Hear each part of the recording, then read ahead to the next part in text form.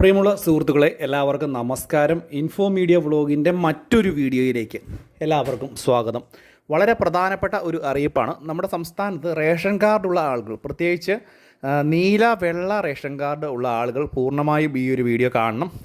വളരെ പ്രാധാന്യം അറിയിക്കുന്ന ചില അറിയിപ്പുകളാണ് ഇന്നത്തെ വീഡിയോയിലൂടെ ഷെയർ ചെയ്ത് തരുന്നത്. അതുപോലെ തന്നെ പിങ്ക് നീല റേഷൻ കാർഡ് ഉടമകളെ പുതിയതായിട്ട് ബാധിക്കുന്ന ചില അറിയിപ്പുകളും ഇന്നത്തെ വീഡിയോയിൽ ഉൾപ്പെടുത്തുന്നുണ്ട്. എല്ലാവരും വീഡിയോ പരമാവധി ഷെയർ ചെയ്ത് കൊടുക്കുക, മറ്റുള്ള ആളുകളിലേക്ക് എത്തിക്കുക. ചാനൽ ആദ്യമായിട്ട് കാണുന്ന സുഹൃത്തുക്കൾ തീർച്ചയായിട്ടും നമ്മുടെ ചാനലൊന്ന് സബ്സ്ക്രൈബ് ചെയ്യുക. ഫേസ്ബുക്ക് വഴി വീഡിയോ കാണുന്നവർ ഫേസ്ബുക്ക് പേജ് കൂടി ഒന്ന് ഫോളോ ചെയ്ത് വെക്കുക. നമുക്ക് വിശദമായിട്ടുള്ള അറിയിപ്പ് നോക്കാം. നമ്മുടെ സംസ്ഥാനത്ത് നമുക്കറിയാം പല തരത്തിലുള്ള റേഷൻ കാർഡുണ്ട്. ഏകദേശം 4ഓളം വിഭാഗങ്ങളാണ് ഉള്ളതെങ്കിൽ പോലും 5ാമതായിട്ട് പൊതുവിഭാഗം സ്ഥാപനങ്ങൾ ഉൾപ്പെടെ റേഷൻ കാർഡ് ഇപ്പോൾ നൽകുന്നുണ്ട്.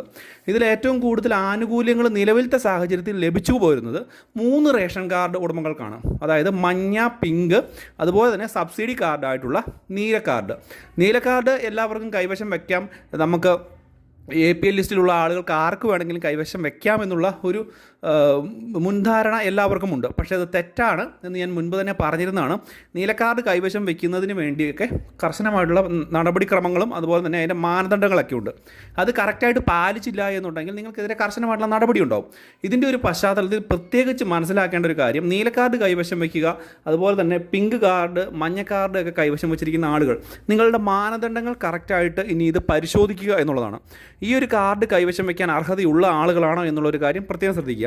പ്രത്യേകിച്ച് പിങ്ക് അതുപോലെ തന്നെ മഞ്ഞ കാർഡ് BPL ലിസ്റ്റിൽ ഉൾപ്പെട്ടിട്ടുള്ള അല്ലെങ്കിൽ AY ലിസ്റ്റിൽ ഉൾപ്പെട്ടിട്ടുള്ള ആളുകൾക്കെല്ലാം തന്നെ വെക്കാം. അതുപോലെ തന്നെ നീല കാർഡ് എന്ന് പറയുമ്പോൾ പ്രത്യേകം മനസ്സിലാക്കേണ്ടത്, നിങ്ങൾക്ക് ഉയർന്ന സാമ്പത്തിക ശേഷിയൊക്കെ ഉണ്ട് എങ്കിൽ എല്ലാവരും ഈ ഒരു നീല കാർഡ് കൈവശം വെക്കാമെന്നുള്ള ഒരു തെറ്റിദ്ധാരണയുണ്ട്. ഇതിന് കറക്റ്റായിട്ടുള്ള മാനദണ്ഡങ്ങളുണ്ട്. AC ഉള്ള വീടുകൾ പാടില്ല, 2 നില വീടുകൾ പാടില്ല, അതുപോലെ തന്നെ 1000 സ്ക്വയർ ഫീറ്റിന് മുകളിൽ 1200 സ്ക്വയർ ഫീറ്റിന് മുകളിലേക്കുള്ള വീട് പാടില്ല, വാഹനങ്ങൾ പാടില്ല, അങ്ങനെയൊക്കെയുള്ള കുറേ മാനദണ്ഡങ്ങളുണ്ട്. ആ മാനദണ്ഡങ്ങൾ പാലിച്ചിട്ടില്ല എന്നുണ്ടെങ്കിൽ നിങ്ങൾക്കും കർശനമായിട്ടുള്ള നടപടി നേരിടേണ്ടി വരും. തീർച്ചയായിട്ടും നിങ്ങൾ ഈ ഒരു കാർഡ് സറണ്ടർ ചെയ്ത് വെള്ള കാർഡിലേക്ക് മാറുവാൻ നിങ്ങൾക്ക് ശ്രദ്ധിക്കേണ്ടതാണ്.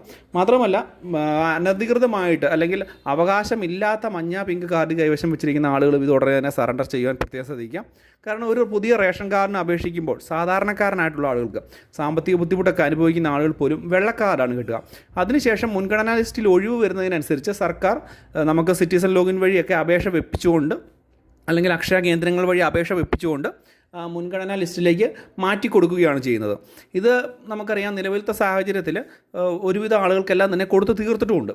പക്ഷേ ഈ ഭാവിയിൽ ഇനി അങ്ങോട്ടുള്ള സമയത്ത് റേഷൻ ആനുകൂല്യങ്ങൾക്കൊക്കെ വിലയൊക്കെ കൂടാൻ പോകുന്ന സാഹചര്യമാണ്. കാരണം ഞാൻ മുൻപ് തന്നെ പറഞ്ഞിരുന്നു, റേഷൻ കട ഉടമകൾക്ക് അല്ലെങ്കിൽ റേഷൻ വ്യാപാരികൾക്ക് അവരുടെ ഓഡിറ്റോറിയം കൂടുന്നതിൻ്റെയൊക്കെ ഭാഗമായിട്ട് ഈ ഒരു നീല റേഷൻ കാർഡുകൾക്കൊക്കെയുള്ള ആനുകൂല്യത്തിൻ്റെ വിലയൊക്കെ വർദ്ധിപ്പിക്കാൻ സാധ്യതയുള്ളത്.